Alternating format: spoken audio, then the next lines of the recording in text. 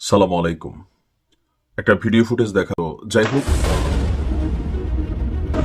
দোয়া করবেন ইনশাআল্লাহ। আজকে আমার মন খারাপের ভিতরেও বাংলাদেশের একটা কর্মকাণ্ড দেখে আমার কাছে একটু ভালো লেগেছে।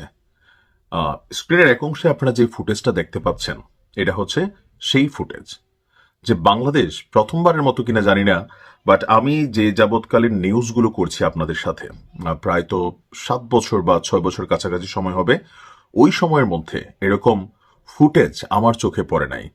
গর্বে একটু বুকটার মধ্যে কি বলা হয়, যে ধরনের একটা পজিটিভ ফিলনেস আসছে, এই কারণেই যে আমাদের যেই সামরিক বাহিনীগুলোর দক্ষতা এ নিয়ে মাঝে মাঝে মনে সন্দেহ কাজ করতো যে আমাদের যে যুদ্ধ জাহাজ আছে, অথবা ধরেন এই মুহূর্তে মিয়ানমারের সাথে আমাদের সেন্ট মার্টিন রোডে যেই একটা কনফ্লিক্ট অবস্থা আছে, অথবা বিভিন্ন সময় ভারতের সাথেও বিভিন্ন নৌ সীমান্তে নানান ধরনের কনফ্লিক্ট অবস্থা তৈরি হয়।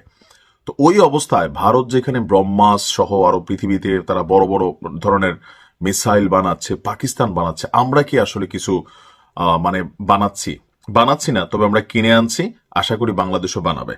আজকে যে দৃশ্যপটটা আপনার স্ক্রিনে দেখলেন, এটা হচ্ছে বঙ্গোপসাগরে সফল ক্ষেপণাস্ত্র উৎক্ষেপণের মধ্য দিয়ে বাংলাদেশ নৌবাহিনী তাদের যে সমুদ্র মহড়া আছে সেটা সমাপ্ত করেছে। নৌবাহিনী প্রধান অ্যাডমিরাল এম নাজমুল হাসানের আমন্ত্রণে আজকে সরকারের গুরুত্বপূর্ণ ব্যক্তিরা এখানে উপস্থিত ছিলেন, এমনকি সামরিক বেসামরিক কর্মকর্তারাও উপস্থিত ছিলেন।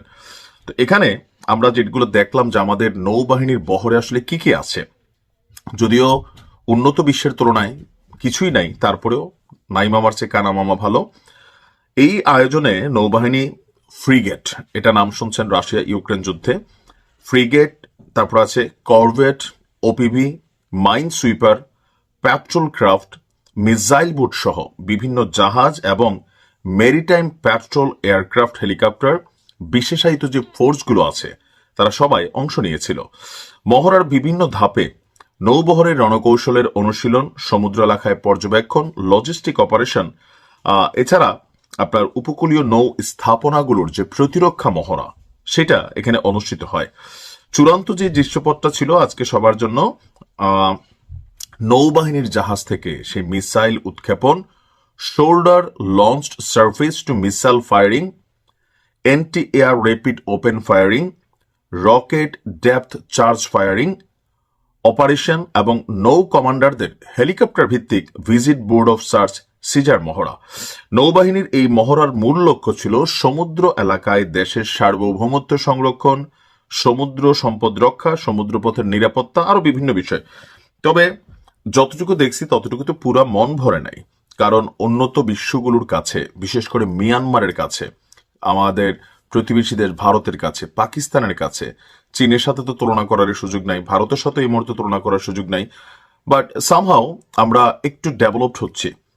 আমার মনে হয় যে সরকারের যারাই আসেন আগামী দিনে, বাংলাদেশ এখন যে পরিস্থিতিতে হাঁটছে, অথবা 10 বছর 20 বছর 50 বছর পর কি হয় এটা তো বলা যায় না।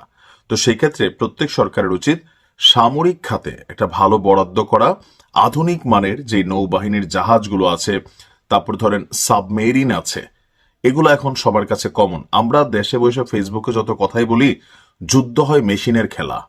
আপনি দেখেন সারা পৃথিবী আমরা ইসলির বিরুদ্ধে কথা বলছি, কিন্তু ইসলির কাছে কি আছে? মাল মেটেরিয়ালস আছে। ইসলির কাছে কি আছে? নিজেদের কাছে না থাকলেও সারা পৃথিবী তাদেরকে সহযোগিতা করছে। ইউক্রেনের কাছে কি আছে? ইউক্রেনের অস্ত্র ভান্ডারও কিন্তু সমৃদ্ধ ছিল অনেক, তারপরেও তাদেরকে সারা পৃথিবী সহযোগিতা করেছে।